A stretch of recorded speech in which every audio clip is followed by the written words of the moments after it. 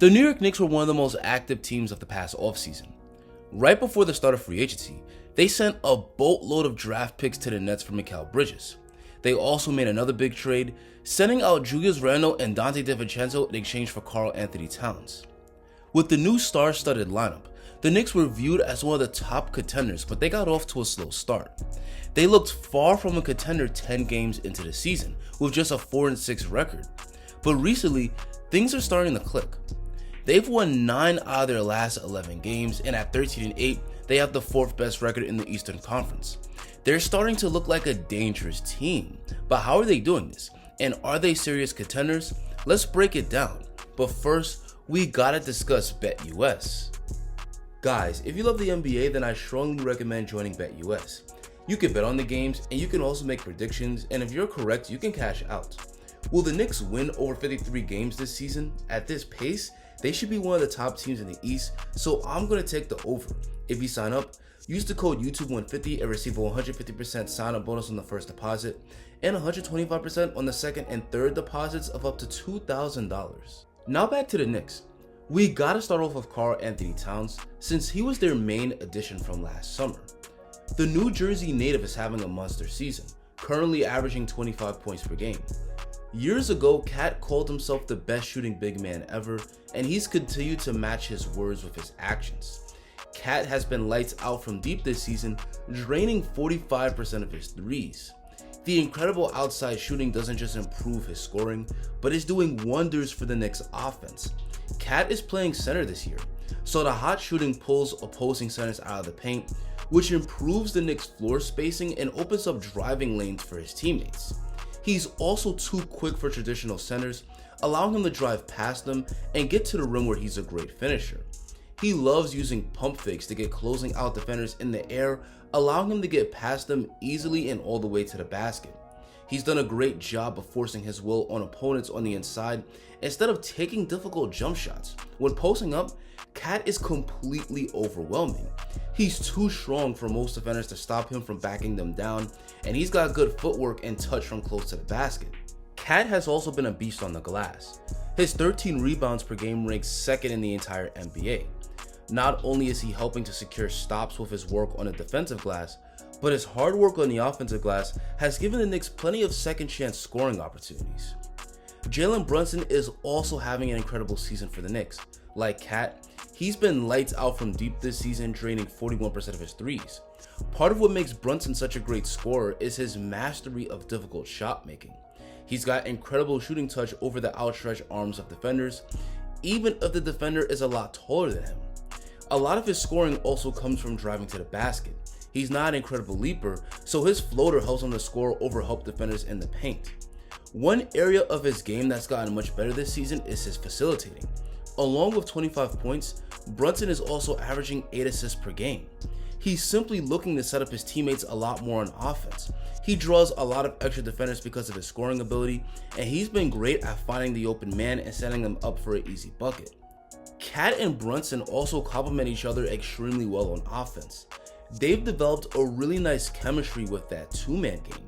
Once Cat sets the pick, Brunson often draws 2 defenders, and this allows him to set up Cat on the roll for easy finishes. Together, they're an incredible 1-2 punch. The Knicks' second big acquisition this summer was Mikal Bridges. Mikal has been heavily criticized for his play with the Knicks this season. While his offense has been a bit underwhelming, there's reasons to believe it will improve. He hasn't shot it well from outside, but he's been excellent when shooting it from the corner. He's also scoring really well from the mid-range. Mikal has had some rough shooting nights, and he did get benched down the stretch in a couple of games, but I think this is just the growing pains of a player who's adjusting from being a top scoring option on the Nets to more of a supporting role with the Knicks.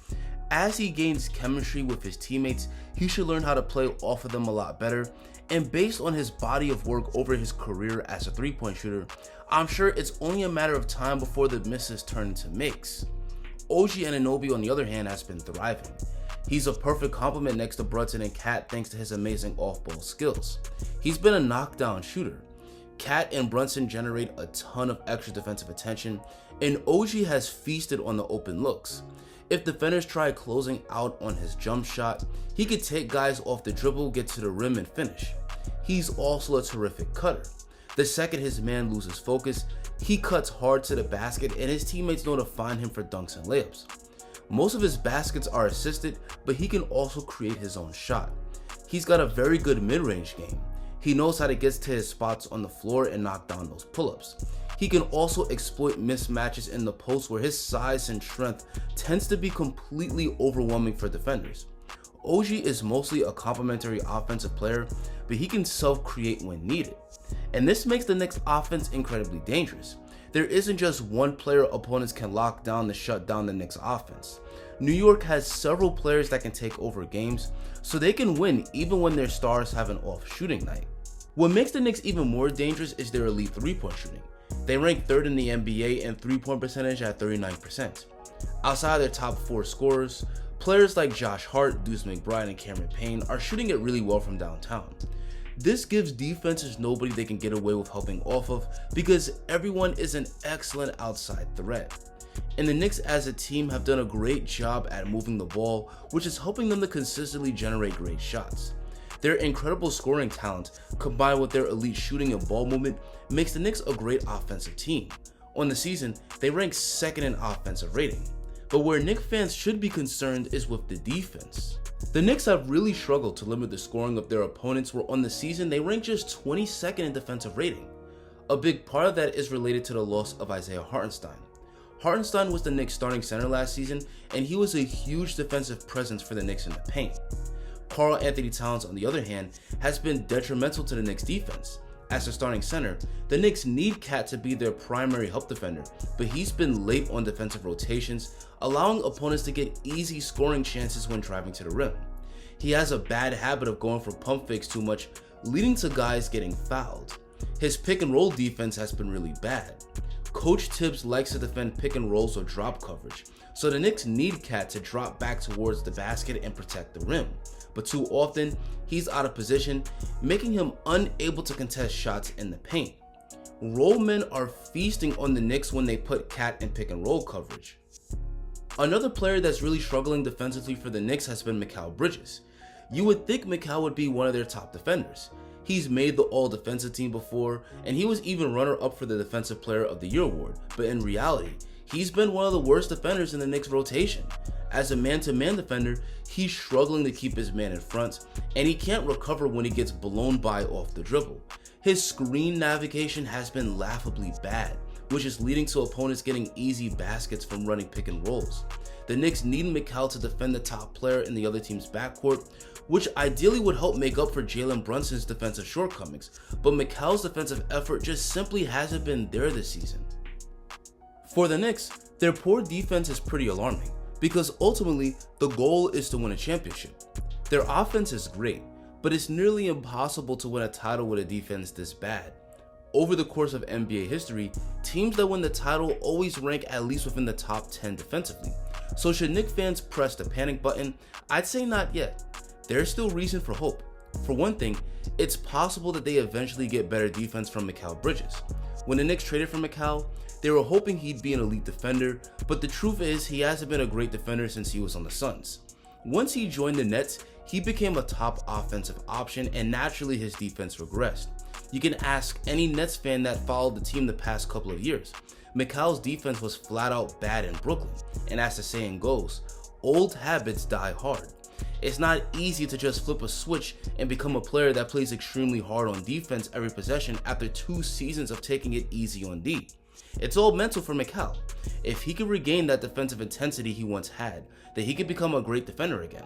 As for the Knicks' paint defense, it's probably not realistic to expect Cat to become a great rim protector, considering he's been a poor defensive center throughout his career. He was a good defender for the Wolves last season, but he was playing next to one of the greatest defensive centers of all time in Rudy Gobert. So he played a much different role for the Wolves than what the Knicks are asking from him. But help is on the way. Mitchell Robinson is set to return to the Knicks in January. When healthy, he's one of the best shot blockers and rim protectors. He would definitely level up the Knicks' paint defense. The Knicks may want to keep Cat primarily at center for that 5-out spacing, but they can also run some double big lineups with Cat next to Mitch, so that way the Knicks have a good rim protector out there. Another big they can pair with Cat is Precious Achiuwa. He's a bit undersized for a big man at 6'9", but he's one of the better defensive bigs in the game. So if the Knicks can get Mikal to take pride on defense again, and they get Mitch and Precious back, they can once again be a top 10 defensive team, which would no doubt make them legit title contenders. Overall, I think the Knicks are in a very good position right now. They haven't gotten off to as good of a start as many hoped, but they're one of the hottest teams in the league right now, and they have the 4th seed in the East. And if Mikal Bridges can find his rhythm offensively, and if the defense can improve, then the Knicks can be a lot better. But now I want to hear from you guys. What do you think of how the Knicks have played this season? Do you think they're legit title contenders? Let me see your thoughts down below in the comment section. Guys, I'm going to continue to talk about the Knicks all season long, so if that sounds like something that will interest you, consider hitting that subscribe button. Thank you so much for watching, have an amazing rest of your day, and I hope to catch you guys next video.